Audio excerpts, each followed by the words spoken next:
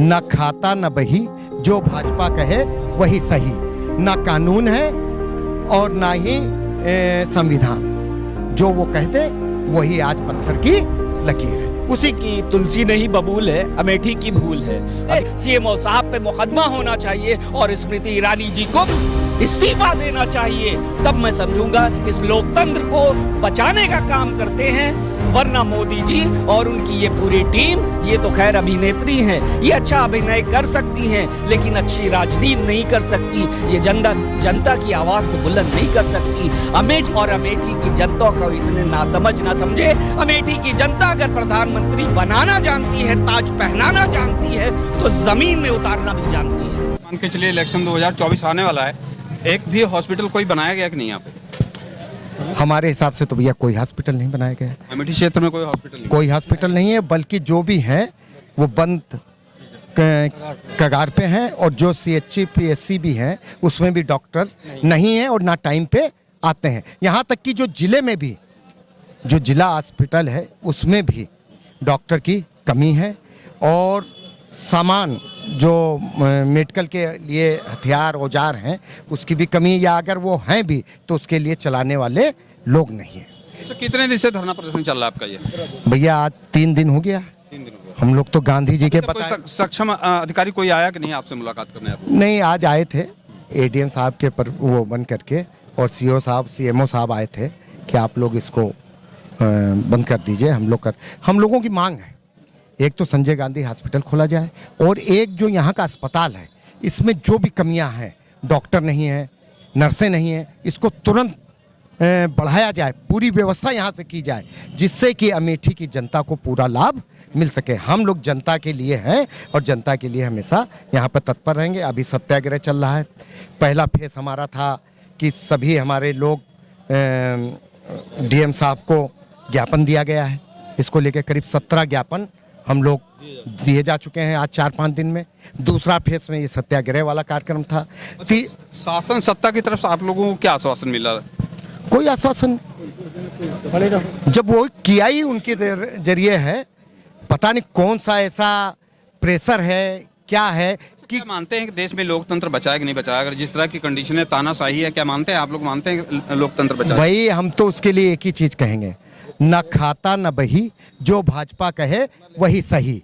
ना कानून है और ना ही संविधान, जो वो कहते वही आज पत्थर की लकीर है। उसी के लिए हम अपनी लड़ाई, अपने भाइयों की लड़ाई, साथियों की लड़ाई, सही चीज की लड़ाई आज लड़नी पड़ रही।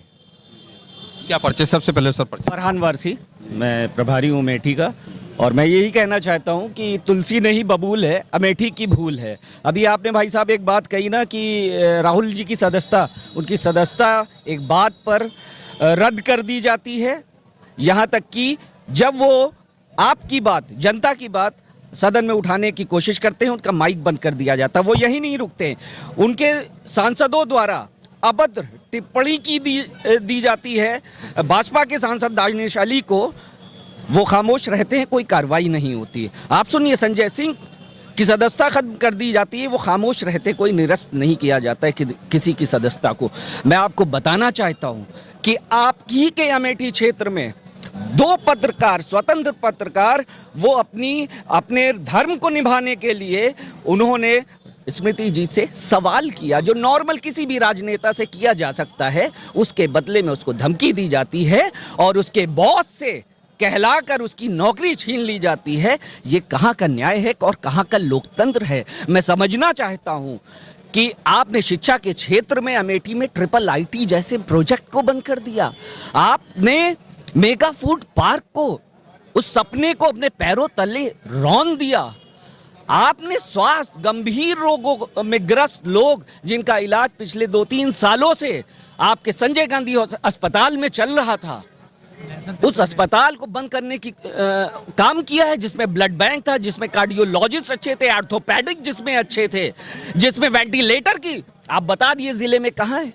मैं सुन रहा हूं पिछले 7 दिनों में तकरीबन 10 लोग रोड एक्सीडेंट में घायल होते हैं और उसमें कई लोगों की जान चली जाती है, लेकिन यहां उनको कोई भी सुविधा नहीं थी, आज संजय गांधी अस्पताल होता, शायद हम उनकी जान बचा सकते थे। इस बीच कितने लोग हृदयघात आने से, दिल के दौरे से उनकी मृत्यु हो गई होगी, उसकी हत्या का जवाब कौन देगा? मैं तो कहता हूं भारत सरकार को एक नई टीम गठित करनी चाहिए और सर्वप्रथम इसकी जांच करनी चाहिए कि जब से संजय गांधी पे ताला लगाया तब से लेके अब तक कितने लोग मरे हैं अपनी गंभीर बीमारियों को लेकर, रोड एक्सीडेंट को लेकर, और तुरंत सबसे पहले सीएमओ साहब पे मुकदमा होना चाहिए और स्मृति ईरानी जी को इस्तीफा देना चाहिए। तब मैं समझूंगा इस लोकतंत्र को बचाने का काम करते हैं, वरना मोदी जी और उनकी ये पूरी टीम, ये तो खैर अभिनेत्री हैं, ये अच्छा अभिनय कर सकती हैं लेकिन अच्छी राजनीति नहीं कर सकती, ये जनता की आवाज़ को बुलंद नहीं कर सकती। अमेठी जिस विकास के पहिए पर चल रहा था, जिस विकास के रास्ते पर राजीव जी और संजय जी और इंदिरा जी ने इसको आगे बढ़ाया था, उस पहिए को सिर्फ निकालने का काम नहीं किया है, बल्कि अपने भ्रष्ट राजनीति का पहिया जोड़ करके विनाश के रास्ते में अग्रसर करने का काम किया है। और अमेठी की जनता को इतने नासमझ ना समझे। अमेठी की जनता अगर प्रधानमंत्री बनाना जानती है, ताज पहनाना जानती है, तो जमीन में उतारना भी जानती है। स्मृति ईरानी तो कह रही है कांग्रेस ने जो 70 साल में नहीं किया वो हमने 5 साल में करके दिखाया। कोई एक काम बता दीजिए। एक सवाल आपके साथी ने पूछा था, बॉस से कह के उसको हटवा दिया गया। मैं कह रहा हूं कोई एक हॉस्पिटल बता दे। काम किया उन्होंने, जो 70 साल में कांग्रेस ने नहीं किया उसको स्मृति ईरानी ने किया। वही तो मैं पूछना चाह रहा हूँ कि आप इतना किया कि उस 70 साल के किए हुए काम को इसने मिट्टी में मिला दिया। एक काम उन्होंने, इसका ये काम है कि इसने मिट्टी में उन्होंने किया, उन्होंने अमेठी में नफरत फैलाई है, उन्होंने यहाँ पे भ्रष्टाचार किया है, उन्होंने यहाँ की जनता को बेवकूफ बनाया है।